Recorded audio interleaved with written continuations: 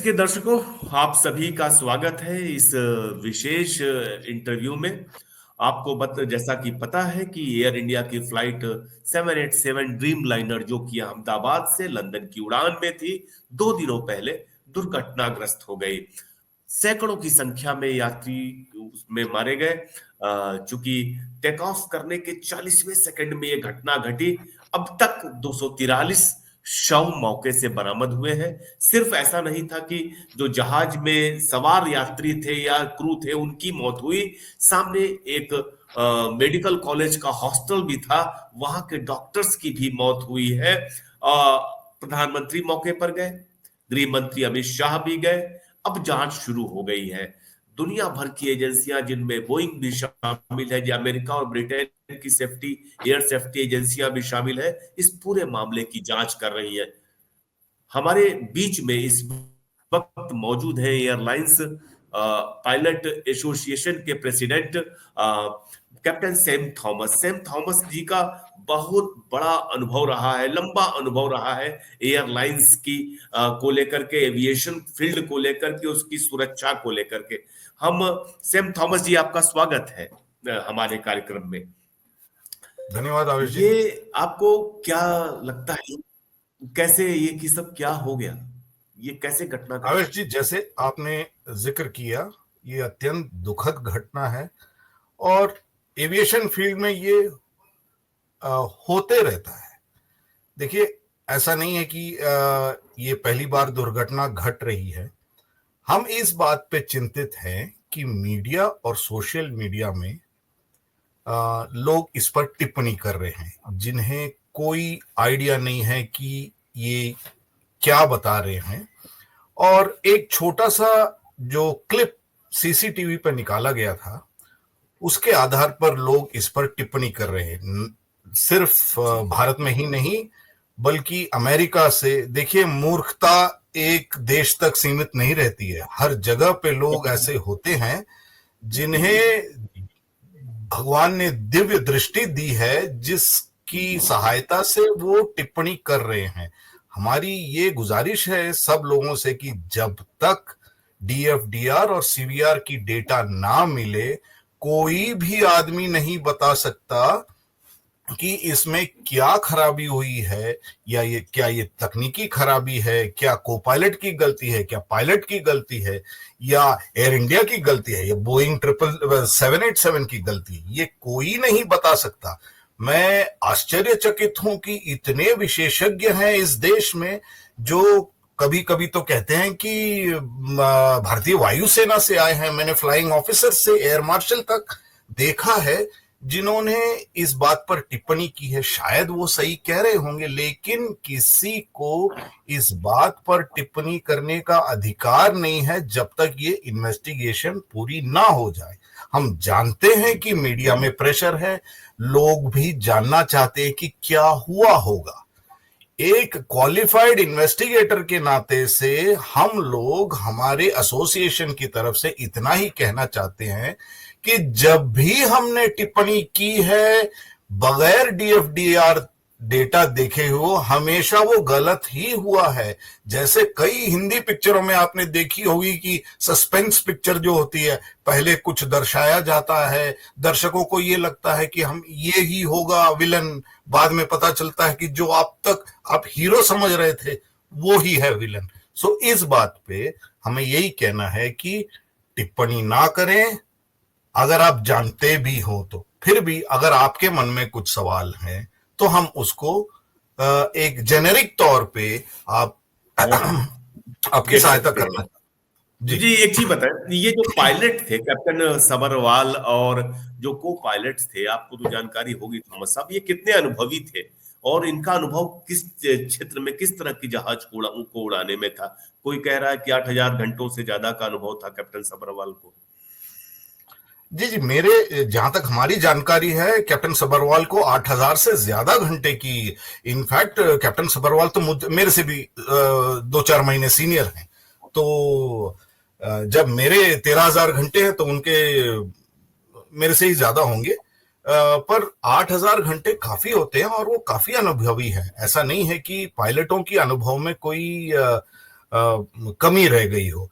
मगर देखिए, जो भी दुर्घटना घटती है वहां के भी पायलट अनुभवी ही होते हैं, लेकिन कारण क्या है ये बताना काफी मुश्किल है। एयर इंडिया की ट्रेनिंग जो है बहुत ही बढ़िया है, पूरे विश्व में जानी कुछ जाती है। ट्रेनिंग के सैम साहब, कुछ ट्रेनिंग के बारे में बताएं। एयर इंडिया की जो ट्रेनिंग होती है खासतौर से सेफ्टी को लेकर के, सेफ्टी मेजर्स को लेकर कैसी ट्रेनिंग होती है? आप लोगों ने तो इस ट्रेनिंग में लंबा वक्त गुजारा होगा।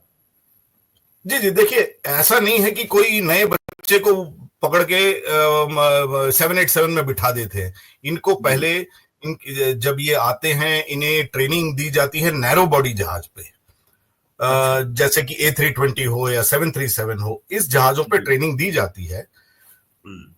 और जब वहां पे इनके कुछ घंटे बन जाते हैं और उनकी कुशलता नापी जाती है, उसके बाद इन्हें सिमुलेटर पे पहले इनकी ग्राउंड ट्रेनिंग होती है 787 के बारे में, जी जी। फिर 787 का सिमुलेटर होता है, फिर उसके बाद जो लाइन फ्लाइट है, मतलब जहाज पे इनकी ट्रेनिंग होती है। और इन सब के बाद ही एक पायलट जो है को पायलट की स्तर पे आते हैं, और उससे कई ज्यादा एग्जाम और ये पास करने के बाद ही और कई ज्यादा घंटों के अनुभव के बाद ही वो एक कप्तान बनता है। तो एयर इंडिया की जो ट्रेनिंग है, बिल्कुल अब तक कोई कंप्लेंट नहीं आई है, और वर्ल्ड के स्टैंडर्ड्स में वो मानी जाती है। लेकिन एक चीज दिखाई देती है सैम साहब, जो हम जैसे सामान्य यात्री, सामान्य लोग भी महसूस कर रहे हैं कि हाल के वर्षों में, पिछले कुछ 2-4 वर्षों में एयर इंडिया की जो सर्विसेज हैं वो पहले की तुलना में कमजोर पड़ी हैं। आप दिल्ली एयरपोर्ट पे चले जाइए, आपको वो पुरानी बसें दिखाई देंगी। फ्लाइट के भीतर का भी वीडियोस आए हैं जिनमें डैशबोर्ड आपको गड़बड़ मिल रहा है, एसी कम काम कर रहा है। ये देखिए एक बड़ा सवाल है, क्योंकि ये पायलट की सिक्योरिटी से मसला से जुड़ा मामला है, इसलिए हम आपसे ईमानदार जवाब चाहेंगे। क्या एयर इंडिया की जो सुविधाएं हैं, एयर इंडिया का जो पूरा ढांचा है, क्या वह कमजोर पड़ा है? जी बिल्कुल, बिल्कुल, ये बात मैं आपसे बिल्कुल सहमत हूं। और मैं खुद एयर इंडिया का महाराजा गोल्ड मेंबर हूं। मैं एयर इंडिया से पिछले महीने मुंबई से न्यूयॉर्क न्यू जर्सी जाके अब हर 2-3 महीने में मेरा जाना रहता है। आप बिल्कुल सही कह रहे हैं, बहुत से एयर इंडिया जहाज में जो इन फ्लाइट एंटरटेनमेंट होती है, सीटें होती है, टूटी हुई रहेंगी, काफी कुछ, कभी कभी खाने में इश्यू आती है। ये सब जो आप पढ़ रहे हैं वीडियो सहित आते हैं, ये सब बातें सही है, इसमें कोई दो राय नहीं है। क्योंकि एक कंपनी एयर इंडिया जो थी वहां से वो एक दूसरे कंपनी में ट्रांसफर हो रही है, ये सब चीजें होती है। ये पुराने एयर इंडिया में भी होती थी, नए एयर इंडिया में भी हो रहे, नए मतलब टाटा है अभी, नए एयर इंडिया में भी है। और उस जमाने में सोशल मीडिया इतनी नहीं थी, कोई पैसेंजर्स वीडियो फोन में इमीडिएटली नहीं उठा सकते थे ये बातें, आजकल खुल के आ रही हैं। और इससे मैं बिल्कुल सहमत हूं, मैंने खुद देखा है, मेरी खुद सीट में ये प्रॉब्लम हुआ है। पर इसकी और फ्लाइट सेफ्टी की, फ्लाइट कन्वीनियंस एक होती है और फ्लाइट सेफ्टी अलग होती है। फ्लाइट सेफ्टी जो होती है बहुत जरूरी ये बात, पायलट जरूरी बात कह रहे हैं सैम थॉमस साहब। हाँ, फ्लाइट तो सेफ्टी जो, अलग है। जी और जी, फ्लाइट बोले। कन्वीनियंस अलग है। अगर आपके जी।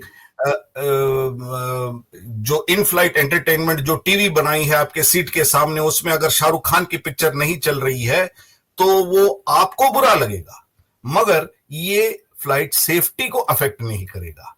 शायद आपको जो यात्रा आप कर रहे हैं आपको अत्यंत लंबा लगेगा, और जो खाना, अगर इंडिया में हमने हमेशा ये देखा कि अगर आप पैसेंजर को सही खाना दे दो तो फिर वो किसी भी चीज पे आपको कंप्लेंट नहीं करेगा। लेकिन उड़ान भरते ही अगर आपने रूखी सूखी रोटी दे दी और उसके क्योंकि वो हमेशा अपने माँ के कुकिंग से कंपेयर करते हैं और हाँ। भड़क जाते हैं वहां पे। लेकिन देखिए, ये सब चीजें अपनी जगह है, फ्लाइट सेफ्टी अपनी जगह है। जो पायलट है, जो इंजीनियर है, वो इन सब चीजों से प्रभावित नहीं होते हैं।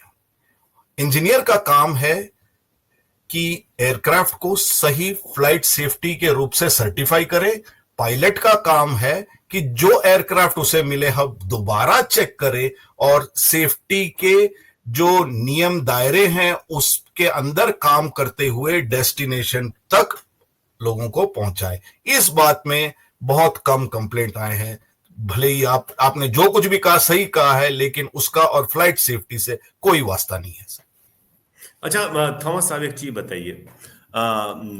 तमाम लोगों को लगता है कि इसमें टेक्निकल दिक्कतें भी हो सकती हैं, हो सकता है कोई तकनीकी समस्या हुई हो या फिर पायलट की गलती हुई हो। संभावनाएं किसकी ज्यादा है?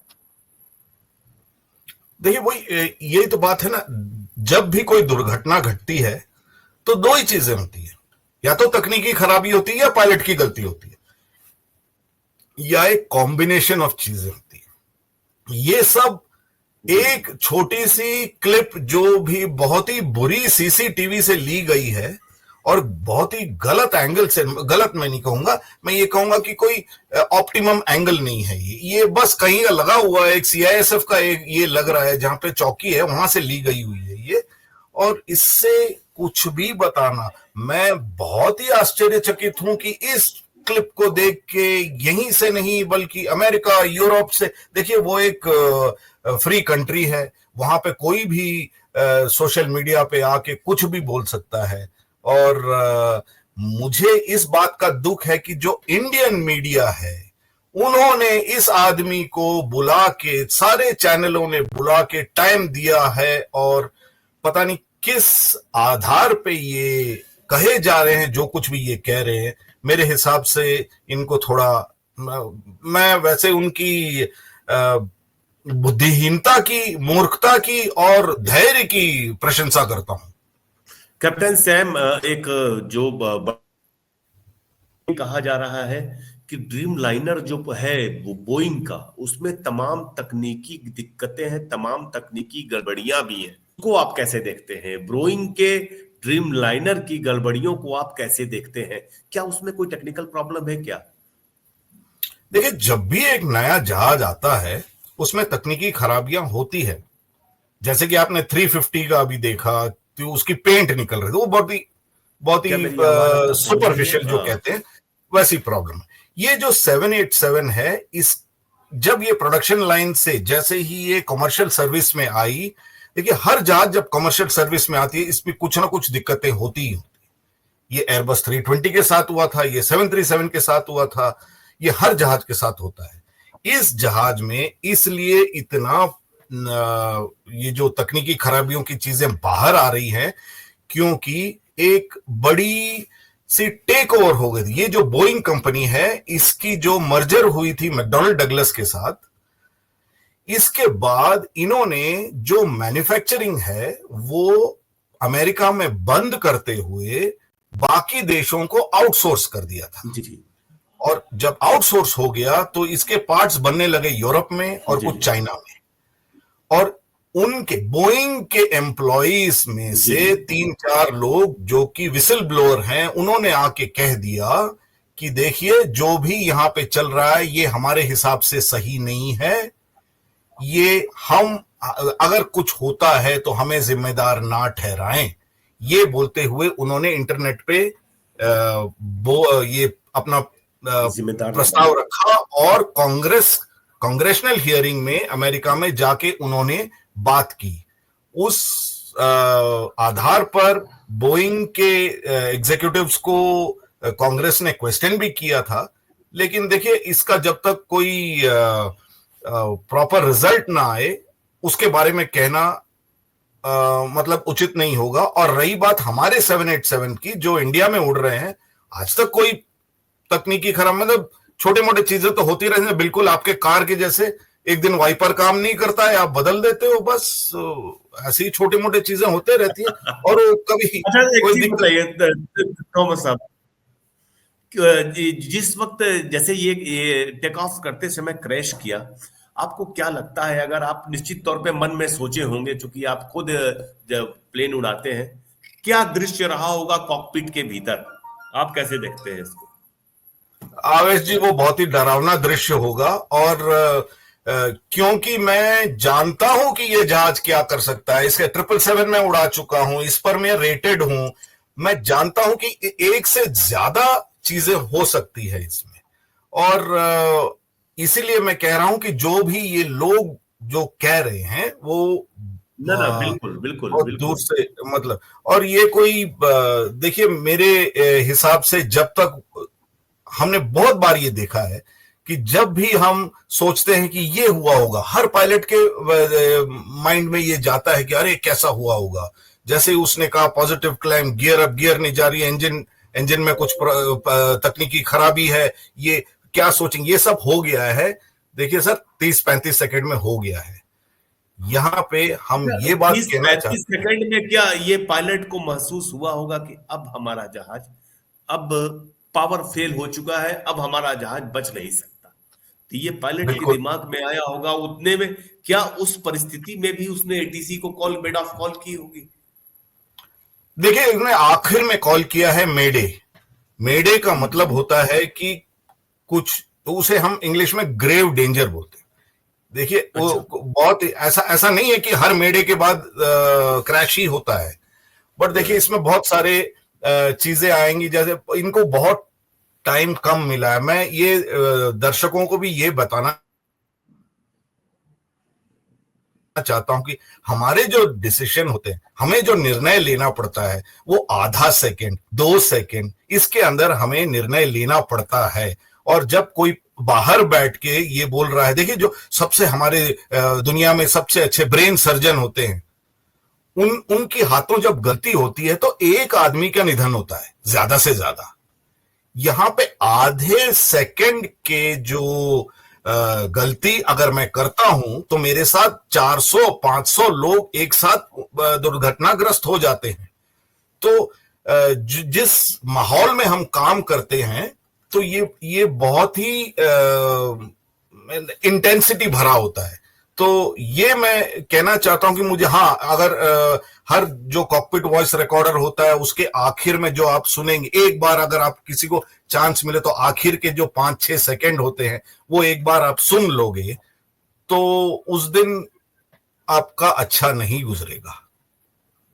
ये मानसिक तौर पर आप प्रभावित इतने हो जाओगे, ये मैं कहना ऐसा चाहता हूं। तो मुझे ऐसा पता है। होता है सर, ऐसा होता है? बिल्कुल होता है सर। अच्छा ये बताइए। एयरक्राफ्ट, हाँ। हाँ बताइए, बात कर पूरी करें सर। क्या करें, नहीं, एयरक्राफ्ट? एयरक्राफ्ट दुर्घटना जब ग्रस्त होता है उसके 2-3 सेकंड पहले हर सीबीआर पे यही होता है कि आ, मतलब चीखने चिल्लाने की तो आवाज होती है, लेकिन वो उसकी जो आ, मैं क्या कहूं, इतनी इंटेंसिटी होती है कि आपकी जो उस दिन के जो, मतलब है ना, आप बहुत ही बुरी तरह से प्रभावित हो जाओगे उसमें। तो मानसिक तौर पर आप डिस्टर्ब हो ही जाओगे।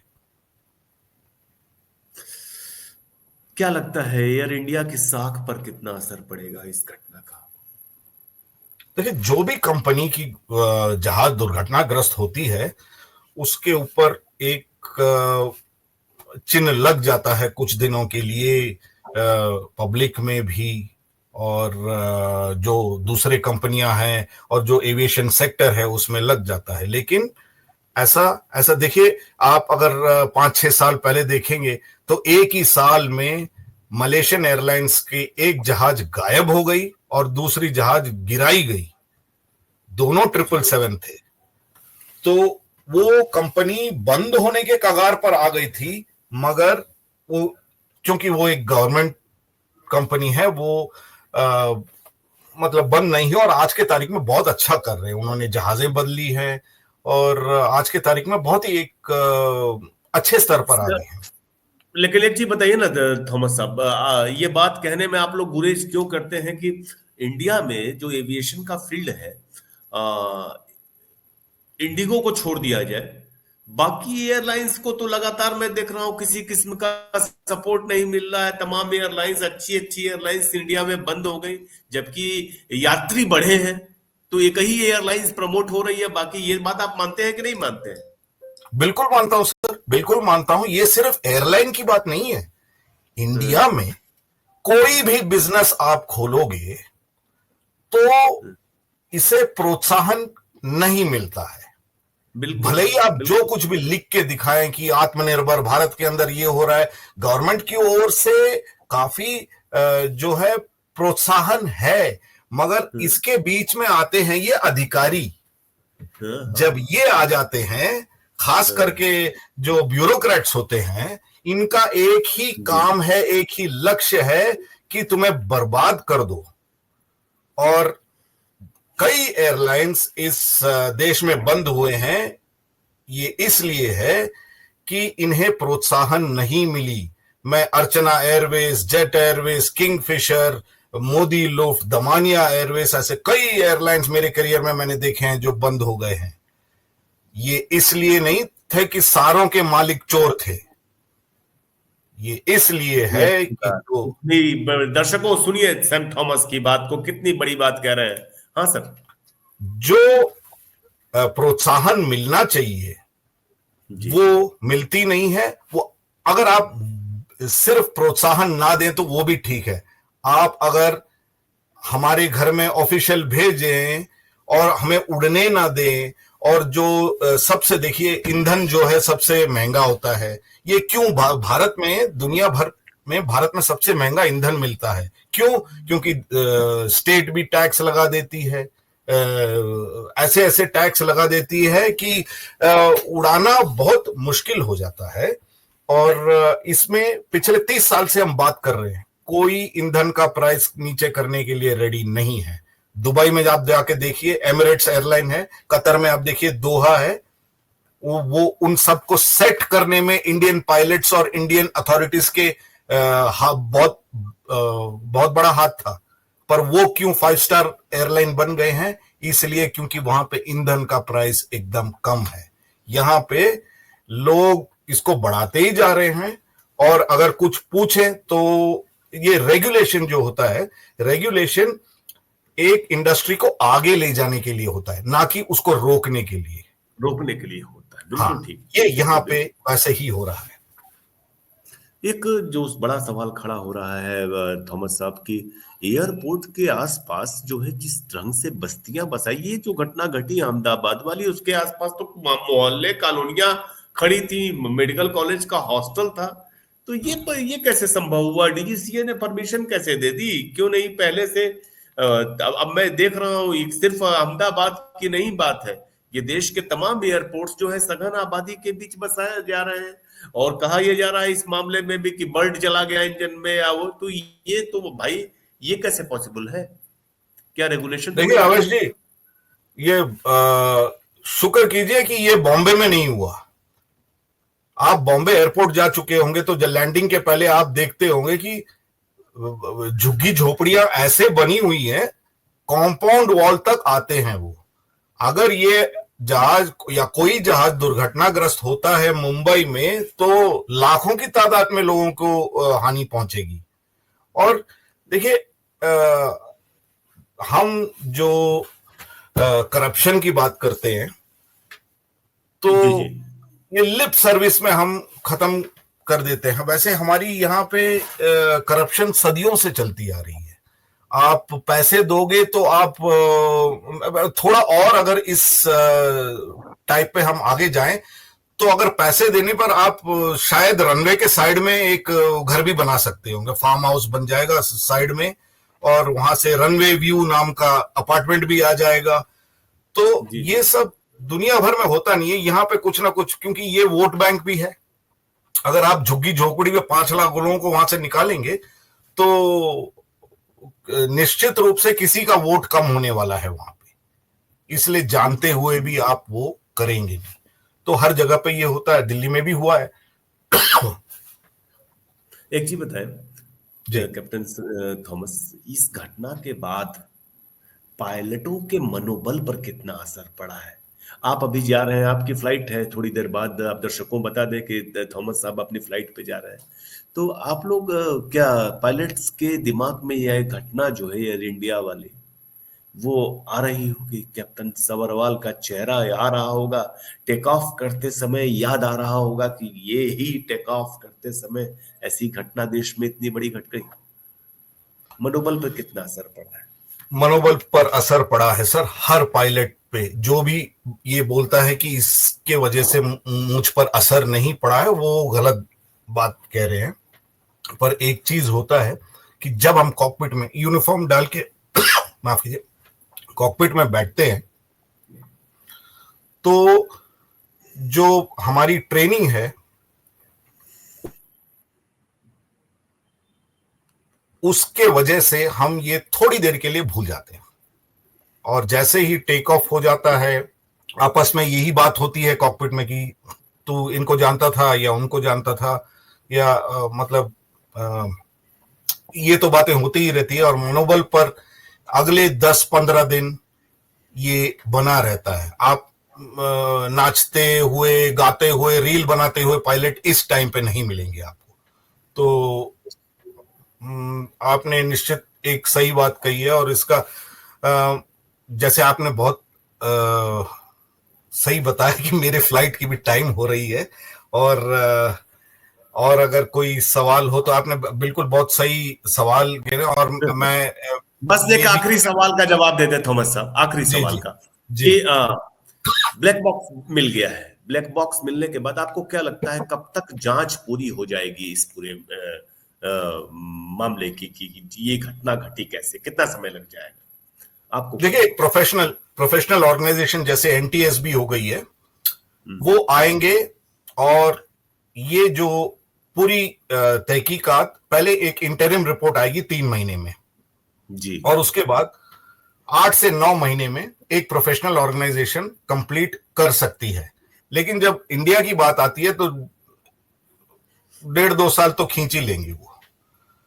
और हमने उनको कहा है कि देखिए, जो जानकार हैं उनकी सहायता लीजिए आप, हमें बुलाइए। हम शायद आपकी प्रॉब्लम सॉल्व नहीं कर सकते, लेकिन कुछ सहायता तो कर सकते हैं। तो इस गुजारिश से हमने उनको एयर एक्सीडेंट इन्वेस्टिगेशन बोर्ड को भी लिखा है। हम ये नहीं चाहते। अपनी तरफ से लिखा है कि नहीं लिखा है? हमने अपनी तरफ से तो लिखा है।